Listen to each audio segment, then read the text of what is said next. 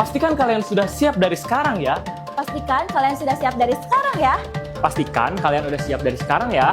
Halo calon peserta didik baru SMA, SMK, dan SLB di Jawa Barat. SPMB 2026 akan segera dimulai. Pastikan kalian sudah siap dari sekarang ya. Pantau terus seluruh sosial media Distrik Jabar agar kalian tidak tertinggal informasi penting seputar tahapan, jadwal, dan ketentuan SPMB 2026. Jangan sampai terlewatkan ya. Jangan sampai terlewatkan. Pendaftaran dimulai dari jalur Sekolah Maung mulai tanggal 25 hingga 29 Mei 2026.